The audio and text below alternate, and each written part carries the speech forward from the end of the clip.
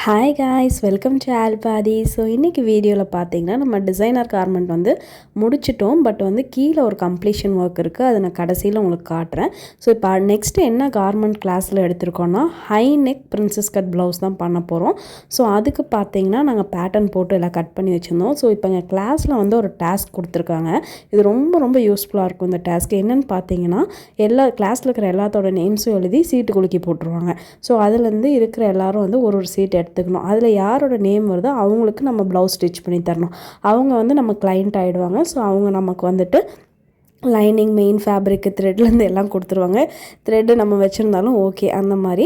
So நம்ம வந்து இங்கே முடித்து நம்ம போகிறப்ப நம்ம ஒரு கிளைண்ட்டுக்கு சீரியஸாக எப்படி ஸ்டிச் பண்ணி தரணுமோ அந்த மாதிரி ஸ்டிச் பண்ணி தரணும். ஸோ இந்த ட்ரெஸ்ஸில் பார்த்தீங்கன்னா நாங்கள் என்னென்ன இது வச்சுருக்கோன்னு பார்த்தீங்கன்னா பின்னாடி பேக்கில் வந்து வி நெக் கொடுக்குறோம். ஸோ அதில் வந்து நெட்டு வச்ச மாதிரி கொடுக்குறோம்.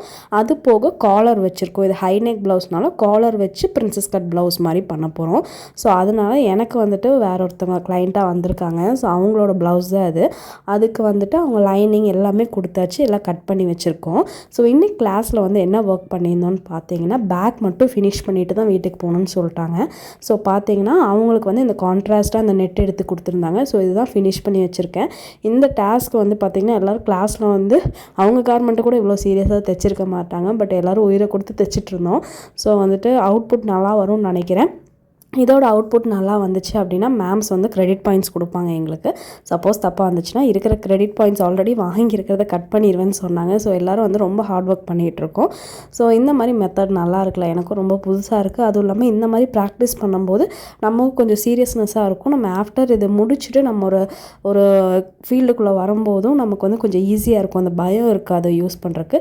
ஸோ நெக்ஸ்ட்டு என் டிசைனர் கார்மெண்ட்டில் என்னாச்சுன்னு சொல்கிறேன். அன்றைக்கி பார்த்தீங்கன்னா நான் ஃபிட் செக் ஃபோட்டோ எடுக்கல.